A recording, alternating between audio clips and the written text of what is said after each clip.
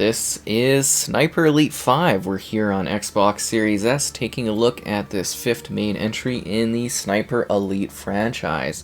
So be sure to like the video, subscribing is great as well. So you're probably wondering, what are we getting here on the Series S? Well, we're getting a dynamic 1440p at 60 FPS with HDR support and VRR support as well. It does seem to run quite smoothly. And, it doesn't look too bad. Compared to the Series X, there is quite a bit of a visual difference just in terms of the fidelity and the clearness. It definitely has a more jagged-like aesthetic to it, but at the same time, I still think it looks pretty good. It just seems like there's quite a bit of a drop, I would say, considering I'm literally coming from one to the other. It definitely looks like the aliasing isn't quite as sharp. But once again, for what this game is, it's actually kind of impressive because you do get the full scale of things.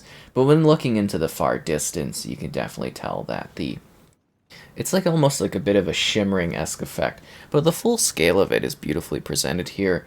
You do get the full style, and it's available here with the Series S. So there are many, many elements to this game. We're going to be diving into them. This has crossplay support that you can turn on or off, a campaign, a competitive multiplayer, and a cooperative multiplayer that you can enjoy with others. So first off, the campaign. It's 1944. We've got a fresh perspective for our good old classic character, Karl here, working on a French front. So you are the Sniper Elite, you are a ghost, you have been sent in to come and assist with this problem as you fight back against the German forces. So this game has a few different approaches to it. At its heart, this is a stealth game. And it is something that's a little bit more AA-esque in its style, but still a very, very good experience, and one that I certainly do love playing. So you could do this as more of a, say, a run and gun type thing, but to most effectively enjoy it and to play this game the best, you should be taking a more stealth-like approach. There are a bunch of different difficulty options that you can tune and fine-tune further. We'll be talking about those in a sec. But we're just showing off some of the gnarly X-ray kills that look, well, fantastic. So the campaign is about 8 full levels. There's like a little bit of a bonus type level as well. And across these levels, you are taking on different scenarios, trying to figure out and get intel. So we're here on a map, and we have a very general idea. We have to search the island. It's a big island. We have to figure out what we're doing. These maps are all large. They're all quite dense. You can move between the city streets. There's buildings you can go into. And like, say, Hitman, you can unlock different entry points. So if you watch my Series X review, I came in from a back entrance over here. Or, you might unlock an entrance, say, over here. Or you might find a secret workbench or a secret area that will grant you access to other items and things that you can use to your advantage, which is quite interesting. Now, I do hope for a future entry that they take that a little bit further and they implement a system where you are able to essentially, I think it would be really cool if you could set up different contractual, or different contracts that you could take part in for killing different people. I think that would offer a lot more replayability. But at the same time, I do think there's pretty good replayability within this one. I think it looks visually quite good, and it does run quite well in the Series S, because performance is, kind of an important thing. And with stealth, you get many different options. You can, prone through the grass. You can, kind of be stealthy. You can use the noise. You can see a little fuzz on the top of the screen there. You can use the noise to mask your shots. And you can really be the ultimate Sniper Elite, and I think that's really, really quite cool. If you are familiar with previous entries in the series, I think you'll find that this one plays very similar to them, but at the same time, it does advance things quite a bit in terms of the visual quality, the gameplay mechanics, and what you're doing within them. The levels are all about an hour, maybe even up to an hour and a half, or perhaps just like 20-something minutes. I know that sounds random, it sounds weird, but it really depends on your approach and how you play different levels. Some levels, I could whip through doing more of a direct attack. Other levels, maybe I do a little bit more stealth. I take my time, I don't want to be noticed, and I eliminate enemies along the way. So it really does vary quite a bit.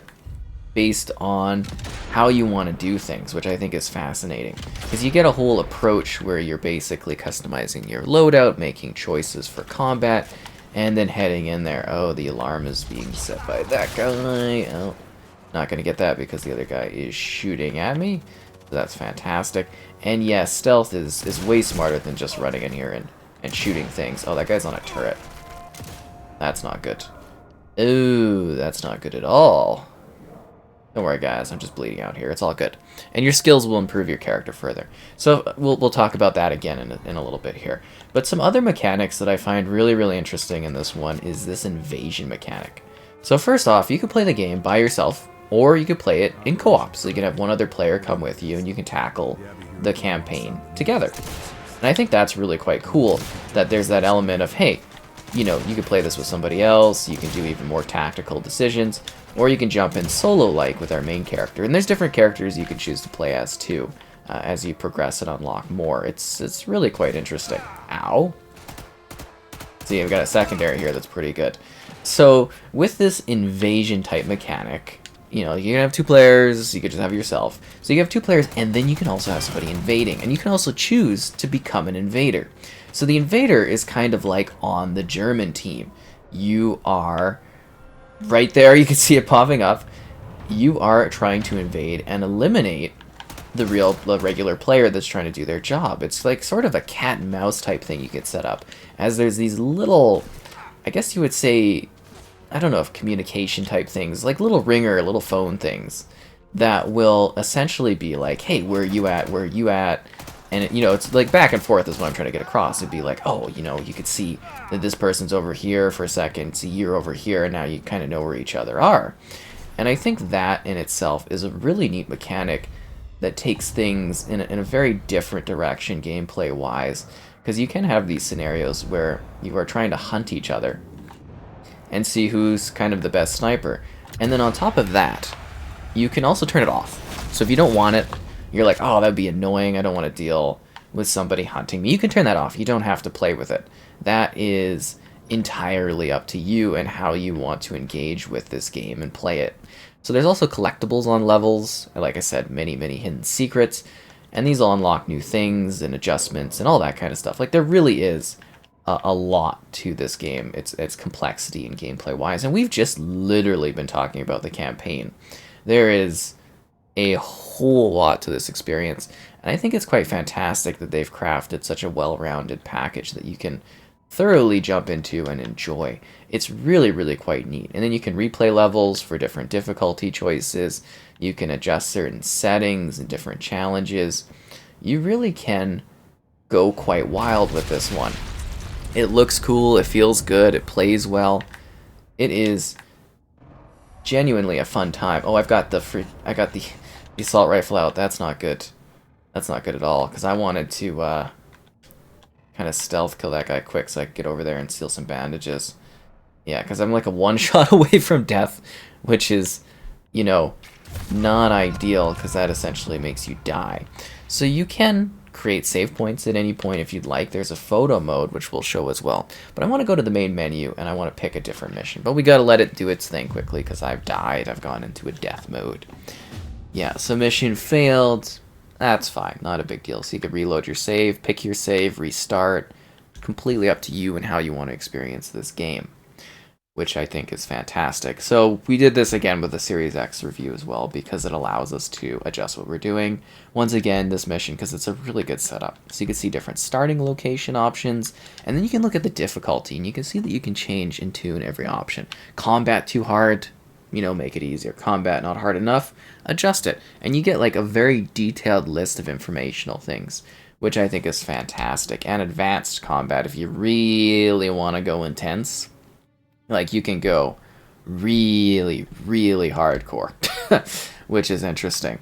And then there's different characters, so we're going to throw on Marie here. She's got her beret, and they usually add lots of characters and stuff too afterwards. And then you've got your skills. So your skills can improve all kinds of different things on your character. You got time to bleed, enemies are scoped in when they shoot you. You can do different health boosts, cardio stuff, health recovery. So you get these extra things, and there's different loadouts you can set up, and there's different loadouts across the experience. The multiplayer setup is different from a single-player campaign setup. And then you can really personalize each of the different weapons that you have in the game. So you can do different sights, you can do different barrels, you could have some different like visual aesthetics if you unlock things, new foregrips. There's just a wide range of different things, and then there's a range of different rifles and secondaries, and then your handgun, and then you can have different item slots for different choices. You want to have a med kit, do you want to do bandages, do you want grenades? Entirely up to you and how you want to play the game. It loads really, really fast too, which I think is quite impressive. Literally just kind of goes across the screen there, which is nice. And then you're just right into the match. And the cinematics are fun too. Again, what I want to say is it is like a AA-esque thing, but I think over Sniper Elite 4, they've really increased the quality of their styling and their visuals. And it's nice that most of the stuff's all like in-engine and whatnot, which is fantastic. I think they did a really, really good job with this game. It's exciting to play, it's fun, it's challenging. It's got unique scenarios. That guy says he's rude when I walk away, which is kind of funny. So there's a lot of different things. And then on the maps, as I was saying, the gameplay really depends on how you want to put out your time into this. So we got our main mission, and then like secondary missions can pop up. They can be like these blue objectives where it's like, hey, if you go do this over here, you can do something else, or this over here, or you might hear opportunities too. It's like if you're listening to the different German soldiers, you can hear, oh wow, this is a faulty thing over here, and then you can more easily get your job done just by taking advantage of the environment around you. And I think that in itself is absolutely fantastic. I love that style of play that they've crafted here. I think it's really, really good. So this is the AI is also quite smart in this. I mean, they're not like super, super, super smart, but they're pretty intelligent. They know where you're at. They have different alertness options. But it's also neat manipulating the AI. See, we downed one, incapacitated them, and then we blew up the fire thing, which I wanted to do when I did my Series X review and I showed off this spot. Except I actually blasted the guy in the balls. Marie the ball taker. But you know what I mean. It's just got really, really cool sort of setups that you can do. And these like gnarly kind of kills and x-rays. And it's very, very well done, the setup on this one. So aside from, I guess you would say, the campaign, there are two other portions. There is the cooperative survival type mode, which is actually advanced over what we had in the past. I think that was a kidney I just took out there. So what's different there is that now you have like, there's only a few maps. I wish there was some more map options, quite honestly. That's like one down thing. I'm like kind of like, I would like more maps there. Same with the multiplayer, like the competitive multiplayer. I'd like more map options. But yeah, essentially what you've got there is a setup where you're going from these, I guess, depends on the map, like 4 different positions, we'll say. And you have to survive a few waves in each of these different spots. And it allows you to essentially be moving around the map. And these can get damaged, and then you don't get access to new weapons and stuff. It's sort of like a minor evolution over the existing experiences where, hey, you are kind of, surviving in the zone, but now they get you moving around the map a little bit more. And I think that is a really good idea, and I think it's a nice upgrade over what we had in the past when it comes to, well, basically playing survival mode. And you can do this alone, or you can do it with, 4 players working together, which I think is a nice touch. I really do love the cooperative options that the developer gives us with these games. I think they're fantastic. So past that, you have the competitive multiplayer. So this is where you're facing off in up to 16-player lobbies. And I should mention, lobby-wise, for both of these, you can host different scenarios online. You can do private stuff. You can do quick play matchmaking. Entirely up to you. Crossplay, turn it on, turn it off. You do you. So that's something that's present there. And yeah, so the 16 players, you have different options where it's like different versions of deathmatch. You have this sort of like, I think it's called no cross, and it's like a divided thing. You can't cross this gap, and you just have to snipe each other out, which is quite cool. So there's not really too many objective-esque, like there's not really objective-esque options at all. There's also free-for-all. I would like them to maybe introduce some objective type modes, but I think the idea is they know the type of multiplayer they're presenting. They know they have to keep things focused, and I believe they do a pretty effective job of offering something that caters to their type of audience, which is, you know, again, a little bit more, I guess you would say, tactical in that sense. But yeah, it would be nice to have some sort of like capture type points. I don't know. They probably have the market research on like, you know, what works best for their games and everything like that, especially after like, you know, say Sniper Elite 4 and everything. Ugh. Nice. So cool looking. So yeah, they've got the competitive multiplayer, they've got the cooperative multiplayer, they've got the campaign, which is like a co-op experience, while also adding on the fact that, hey, you know, you could play this with another person, or hey, you could play this with like an invasion coming in and them invading and attacking you and stuff like that. And I think that in itself is a really, really cool offering and addition to this overall package. So I really liked Sniper Elite 5. I think it offers a lot of content. I do find that it is quite like a visual sort of downgrade on Series S, but you do get that performance. So I think that is sort of a fair kind of choice you can make. Yeah, we don't pacify here, we kill people. but you know what I mean? Like I think on the Series S, this is a pretty good offering, but it's like a really sort of jaggedy, like shimmering effect that you see on many kinds of like objects in the environment, the trees, especially when you look off into the far distance. But in the close, and I don't know how much this shows up on YouTube, quite honestly, but in the close range, I think the character looks pretty good.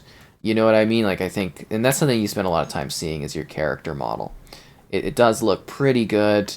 And then, you know, you look at the different trees and stuff. When you're close to them, they don't look too bad at all. Like I think, like all the geometry and everything's here. I guess they use real photometry. I'm trying to think of what it's called, photo geography or something like that. It's a technique many games use these days to capture real like objects and whatnot, and texturing and everything. But like when you kind of get a little bit further out, you will notice that there is a drop in that visual experience on Series S. But I don't really think it's necessarily too bad. Might make things a little bit harder for you to, you know, kind of get a full grasp on taking out like opponents, like seeing smaller things or sniping at far distances. But I don't think you're at like a real disadvantage. It's just something to keep in mind. But I think the full scope of everything here is quite fine. You don't really notice pop, and I should have mentioned that on the Series X video. I didn't even think about it, but like there's really like no pop-in or anything like that at all. Really loads fine. Looks really good. I mean, I like what they've done with this one. It's action-packed. It's got a fun story. It's not like a super heavy narrative or anything like that.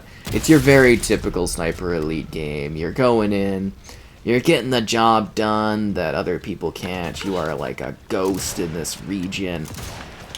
You know, you are the Sniper Elite, and I think that's fine. I don't really have issues with that. I continue to, you know, enjoy the offerings this company puts together. You can bet there will be lots of little DLC additions that add new story content, and I definitely do welcome that.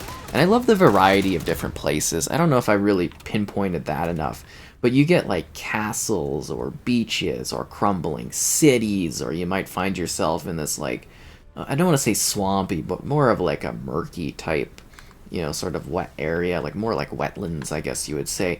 But there really is a variety of different scenarios, biomes, and locations that you'll find yourself fighting in. Play it how you want, go in with stealth, go in on the assault, attack, battle, or defend too, I guess, if you're being invaded. Like literally someone's invading me right now. They could be anywhere trying to hunt me down, another real player. It's a neat little mechanic, it really is. That whole cat and mouse chase thing is fun. Play cooperatively, go online for multiplayer, do whatever you want with the setups you want, and enjoy, you know, the full scope of this fifth main entry. They did a great job with this one. It really is good.